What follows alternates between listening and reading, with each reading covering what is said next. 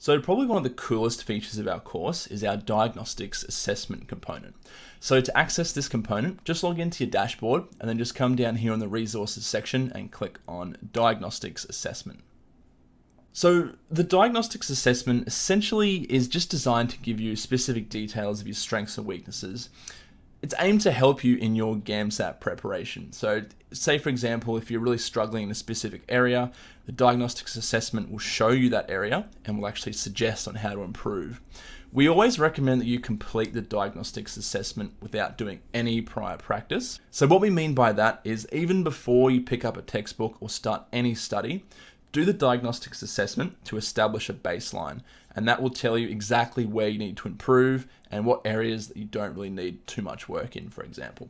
It'll also rank you against your peers, and it will give you a percentile ranking, and that will show you just how well you're doing with regards to the other people who might be sitting the same GAMSAT exam as you. So to do a new diagnostics test attempt, come to the diagnostics test page and click New Attempt. And just make sure you select GAMSAT Diagnostic Test and click Create Diagnostic Test Attempt. Now you'll have 90 minutes in which to actually complete all of the questions. Some of the questions are quite difficult, so make sure you pace yourself. Now once you've finished the test, it will actually give you your mark and your percentile. And you can see here, this one was completed today, and it gives you the title, the mark, and also the percentile. So to get a more detailed breakdown of this attempt, all you need to do is just click on it. And you can see here, it gives you a more detailed breakdown. So you can see here my mark is 12 out of 60 and my percentile, I'm in the bottom 24.2%. So obviously it seems like I need to do a lot more study and I really need to concentrate on whichever areas I did really bad in. Now to do that, I can actually just scroll down here to the Sections tab and you can see the name of the test, the duration, obviously 90 minutes, and the total questions contained in the exam.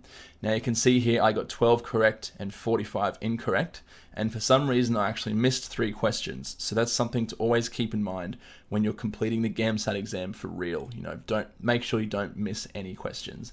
And then obviously my percentile points.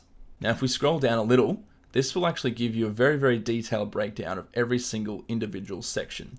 So say for example, in humanities and specifically poetry, there were 4 questions. I got 1 correct, I got 3 incorrect, and luckily I didn't miss any of them, unlike non-fiction and non-medical where I missed 1.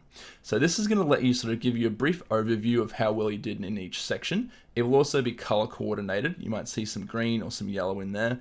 We'll get onto that a little bit later on. And if you want to get even more detailed breakdown, you can click the review button. So this will give you a list of every single question you attempted and also the answer.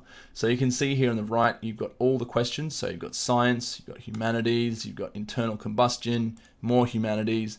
But let's say we're looking at question 1, science, medical, ultrasound.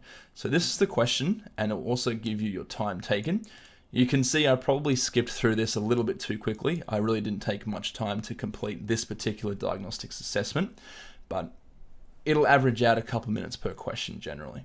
So if we come down here, we will see the actual question itself and the difficulty level. Now let's actually find out which of these I answered and which one was correct. So which of the following is true of the period and the wavelength of the high frequency sound waves? So let's reveal this question.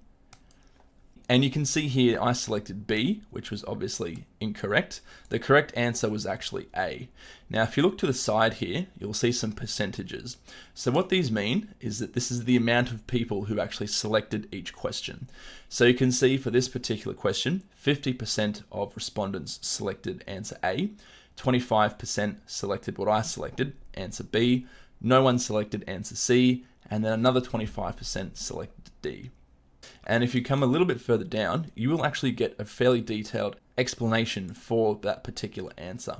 So you can see the formula there, bit of an explanation and some reasoning as to why that's the answer. Now you can also rate this question. So say for example, if you think it was a really good question or if you thought it was too hard, for example, you can rate it accordingly. Now, if you want to go into even more depth as to this particular question, you can come up here and you can see these 2 sections here, show relevant videos and show relevant textbooks. So if we click on show relevant videos, that will actually give you the videos from our videos section relevant to this particular question.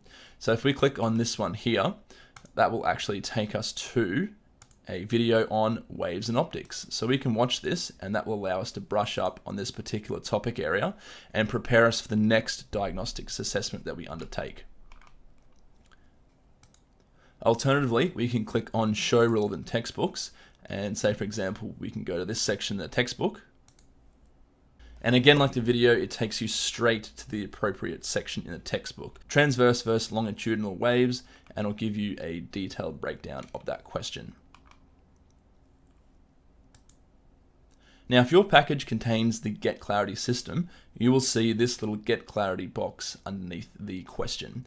So say, for example, if you don't fully understand it, or if you just want to ask a tutor a question about this question in particular, you would click on Get Clarity, and then you would ask a question, and then you would title your question and put in the actual question itself in here, and you would select a tutor to actually answer that particular question for you.